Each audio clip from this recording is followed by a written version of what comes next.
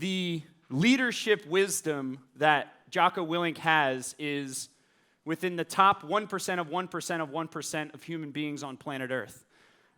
He is a leader of all leaders, and although he looks tough, he is what I call a level 5 leader.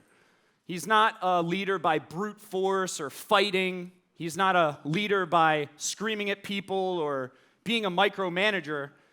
He's a leader because he inspires people, he lets go of the vine, and he lets others lead within his leadership paradigm. So, Jocko, I am super excited to have you here. I know everyone is looking forward to this. So the first thing I wanted to start with is I wanted you to kind of just bring us through your experience, your number one experience in war, with the Battle of Ramadi, and just kind of bring context just so that everyone understands, your number one experience in war where you were confronted with your number one leadership lesson, which led to the concept of the book, Extreme Ownership. Well, I guess you're calling it my number one. I would say it's on a scale of 1 to 10, 1 being the best and 10 being the absolute worst. This is the absolute worst experience of my life. So this was an event that took place when I was the commander of 2 SEAL platoons put together, which forms a task unit. And this task unit that I was in, we deployed to a place called Ramadi in Iraq in 2006, in the spring of 2006. And at that time, Ramadi was just an absolute war zone. And one of the earliest operations that we went out on, I had a bunch of SEALs, of my SEALs, working in different elements out there with some American forces, some other Army, U.S. Army and Marine Corps, U.S. Marine Corps forces, as well as some Iraqi soldiers, some friendly Iraqi soldiers conducting a massive operation, all of us working together. And amongst all those friendly troops, well, there was also enemy fighters that were out there engaging. And we ended up with all of the elements that I had out there. I had 4 separate elements, myself being in one of those elements. All of us were engaged in a firefight, shooting at the enemy and being shot at. And at some point during this operation, there was a group of friendly Iraqi soldiers that moved into an area where they weren't supposed to go. And they actually came upon a group of my SEALs who were in an area where they weren't supposed to be. And those 2 friendly forces, my SEALs and these Iraqi soldiers, friendly Iraqi soldiers, got into a gunfight. And one of the Iraqi soldiers was killed. Several of the Iraqi soldiers were wounded. One of my SEALs was wounded. And this is the worst situation that can happen in war. It's something that we call a friendly fire incident. It's friendly forces hurting or killing other friendly forces. So after this happens, I show up, I go right to the point of contact where the enemy, where this firefight is taking place. We defuse the situation, we get it under control. I immediately report up the chain of command what had happened. And immediately my commanding officer sends a message telling me to stop all operations and stand by for my commanding officer, my command master chief, and an investigating officer to show up and be ready to debrief him on what happened so that they could figure out who to hold accountable. And what that meant to me was someone was going to get fired. So we went back to our base. I started putting together a brief to explain the scheme of maneuver where this event had occurred. And the whole time I'm thinking, well, who should I blame this on? Whose fault was this? Who should I pin this penalty on? Which one of my guys? And there was a bunch of mistakes that got made. And I just was thinking through it as I'm sitting there preparing this brief.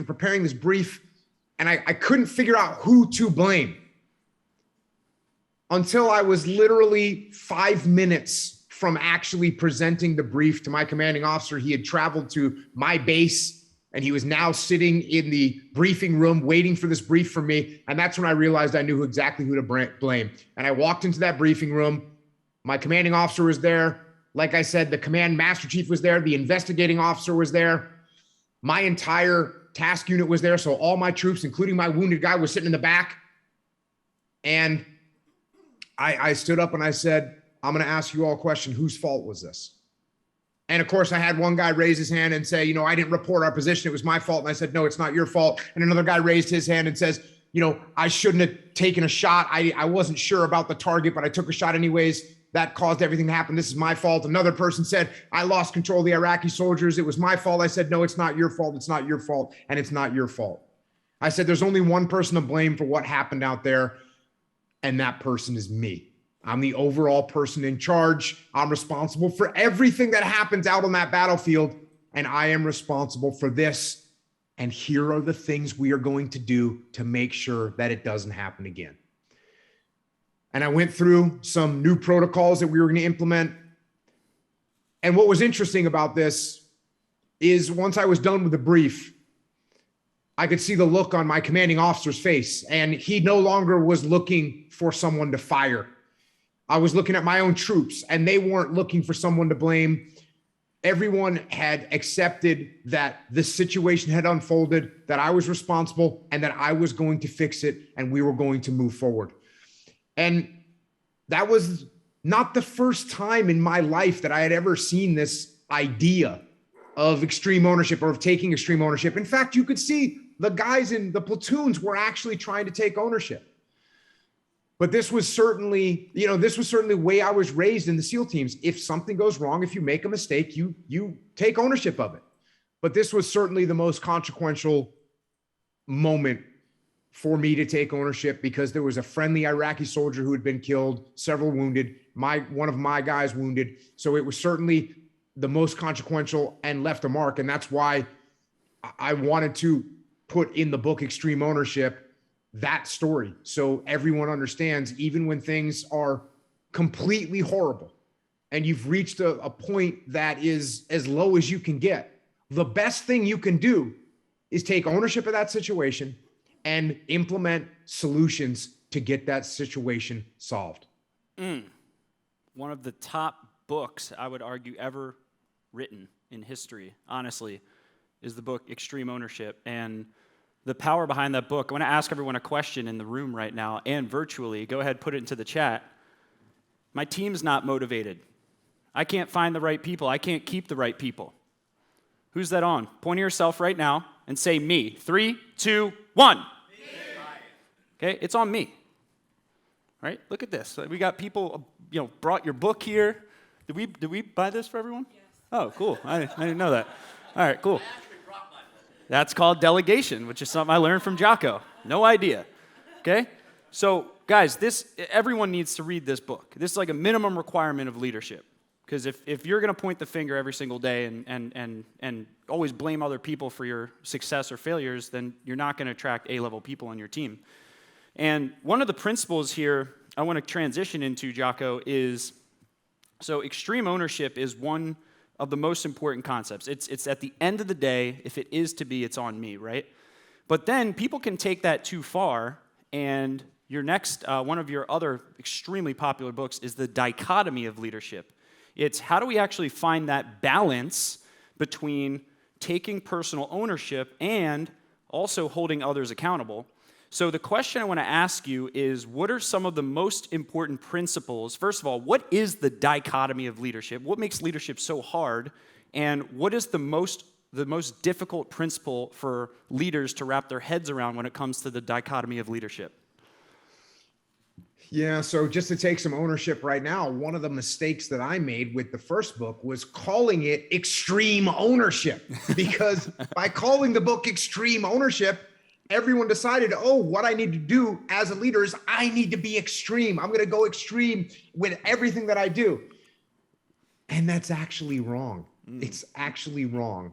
What you have to be as a leader is you have to be balanced. And so if you take any quality that a leader might have and you take it to an extreme, it becomes a negative. It doesn't matter what the quality is. Even a quality like the most virtuous of qualities, like being generous, right? Of course, being generous is a great quality to have, but can you go too far with being generous? Yes, you can. And you meet people that are so generous that people take advantage of them and they end up in really bad situations. So even the best qualities, if you take them to an extreme, can become a problem. And as a leader, this certainly applies. One of the common ones is communication, right? Does a leader need to communicate? Of course, a leader needs to communicate. That's a given. But is it possible for a leader to communicate too much? Well, yes, of course it is. If you've ever had a leader that sent you 47 emails before 5 o'clock in the morning, you can't read them all. You don't know which one are important. You can't do any other work if you're going to focus on those things. So that can be a problem. We can actually communicate too much. But is it also possible to communicate too little? Well, yes, it is. And now the team doesn't know what's happening. They don't know what direction we're going in. So where do we want to be? We want to be balanced. That's where we want to be. And this applies to everything. Now, you asked me, what is the most common or the most difficult dichotomy to balance? One of them that I think a lot of us run into, and you mentioned it, and you obviously are doing a pretty decent job, but you mentioned delegation. A lot of us, especially when we've been in the weeds, when we've been in the tactical situation, when we've been the one doing the work, and all of a sudden we get elevated to a position where now we've got a team working for us. And our memory is that, hey, I know how to do that. I can do that better than Bill does it. I'm going to go down and take that off his plate, or I'm going to go and micromanage Bill. And now Bill's not growing, and now Bill can't make decisions. That's a problem. So one of the toughest ones to balance is, do we have to provide guidance? Yes, we absolutely do. Are we responsible for everything that happens? Yes, we are. But can that turn into micromanagement? Yes, it absolutely can. So we have to be careful. We also don't want to go too far in the other direction where now all of a sudden Bill works for me, but he doesn't know what's happening. He doesn't know what direction we're going in. So that's a tough one to balance, is just making sure that we give people enough direction, but that we don't micromanage them. It's a challenge for everybody. Such a challenge. I know one of your other books, it was the first book I read of yours, and it was Discipline Equals Freedom. And I read that book, and I remember, I think I read it 4 times, start to finish. I just devoured it on a weekend, and then I just kept rereading it. I was like, that's it. Everyone's getting promised the 4-hour work week, right? They're getting promised to automate your business, autopilot everything you have. They don't deserve it, though. They don't deserve to have an autopilot business. They don't deserve to have the trust of their team. They don't deserve to have autopilot processes and systems in place. They haven't deserved to build the culture because they haven't put in the work and the leadership, learning, and personal development required. And discipline equals freedom in every area of life, right? The price of freedom is short and long periods of discipline. So my question to you on this other pivotal, life-changing book of yours, Discipline Equals Freedom, is where did this come from, this idea to name something, discipline equals freedom, as a concept that nobody in history had ever worded the way that you worded it, and it's now impacted millions of people? Where did this epiphany come from, and what were you trying to express with the concept of discipline equals freedom? So, discipline equals freedom. What does that mean? It's one of the dichotomies of leadership, first of all. On the one side, you've got discipline, which is a rigid, structured way of doing things. On the other side, you've got freedom, which is we do whatever we want. I get to do whatever I want. And of course, what does everybody want out of those two? Does everyone want discipline, or does everyone want freedom? Of course, everybody wants freedom. That's what everybody wants. But what's interesting about this dichotomy is that in order to get freedom, which is what we all want, we need to get there through discipline.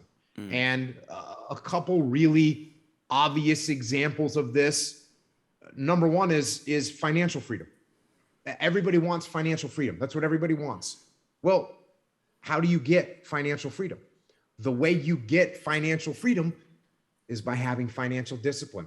is by having the discipline to work hard, by having the discipline to save your money, by having the discipline to invest your money properly, by having the discipline inside your business to put the money where it's supposed to be, by having the discipline not to buy stupid things that you don't even actually need. And if you have that kind of financial discipline, you'll end up with financial freedom. Another real obvious one that we can all relate to is free time. We all want to have more free time. Well, how do we get more free time? The way you get more free time is by having more disciplined time management, by having the discipline to wake up early, which means having the discipline to go to bed early, having the discipline to create a schedule, having the discipline to stick to that schedule, having the discipline not to waste your time doing stupid things that don't provide you any benefit whatsoever. And if you have more disciplined time management, you will absolutely end up with more free time. So discipline equals freedom is a solution to freedom in your personal life, but it doesn't only apply to us as individuals. If you have a team, you have a disciplined team, you will end up with more freedom. So if you saw my SEAL platoon or you saw my SEAL task unit, you would have seen that we had a disciplined standard operating procedure for just about everything that we did.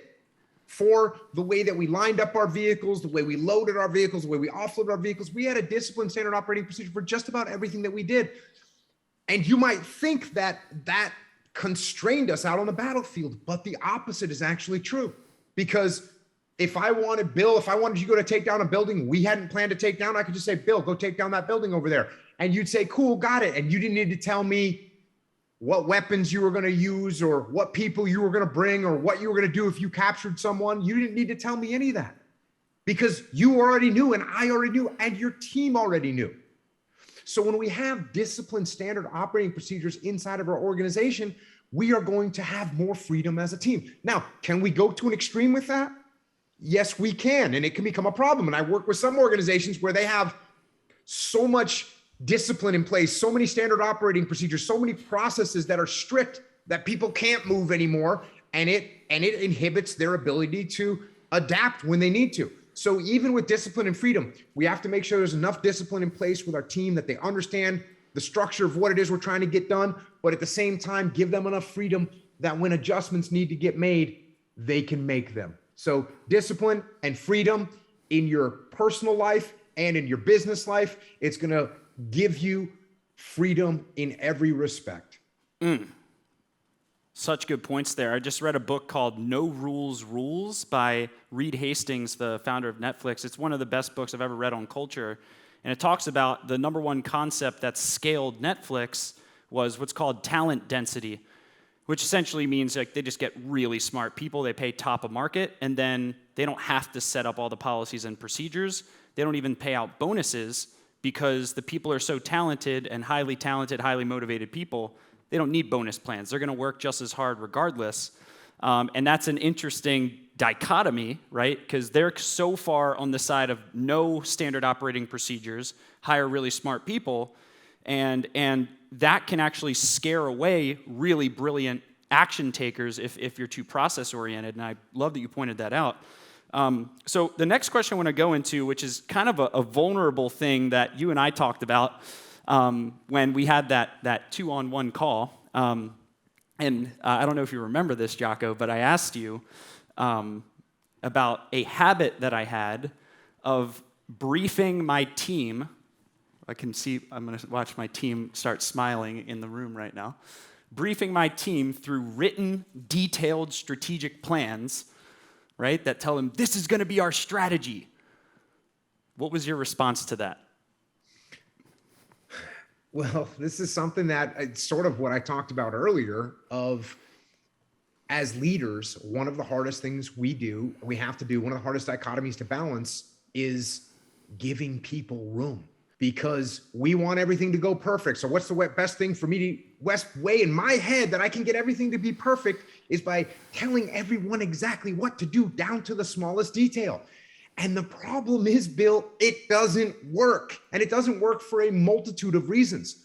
Number one, Bill, I don't care how smart you are. I don't care how smart anyone is. You can't predict the future.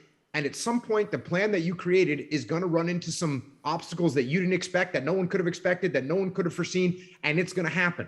And if you've raised your team to do nothing but follow the specific directions that you've given them, when an emergency happens or when a contingency happens, everyone's going to stop what they're doing and they're going to look at you for direction. And in a weird way, Bill, you might think, well, in your ego, you think, yeah, you know what? That's right. They have to rely on me for everything. I'm such a great leader that they have to look to me for every decision to get made. And that's horrible. It's absolutely horrible. We want our teams to be able to make decisions. We want them to be able to adapt to the situation that's in front of them. That's what we want. And furthermore, every time we dictate a procedure to someone and we don't give them the ability to make a decision for themselves, we're stifling their growth as leaders. And it might work for a little while, but eventually you've got a bunch of people that have been trained not to take action, but to sit and wait and obey. And even though there's a lot of leaders that think, well, that's exactly what I want. Exactly what I want is a bunch of people to sit around and follow my orders only. I am telling you, and this is proven out over hundreds of years, if you end up with that kind of a micromanaged organization where all decisions are centralized through one person, you are going to fail. Eventually, you are going to fail. Whereas if you have leaders throughout your chain of command, up and down the chain of command, frontline leaders, mid-level leaders, even the frontline personnel themselves, if they can make decisions and they can make things happen and they understand the parameters that they're allowed to work within and they understand what the mission is and they understand what the strategy is, they can make decisions. They can make decisions at their level, and that makes your organization able to react so much quicker, able to respond in tense situations, and able to carry the day without being told what to do. And that is actually what you want in an organization. What you want in an organization is you want everyone to be a leader. That's what you want.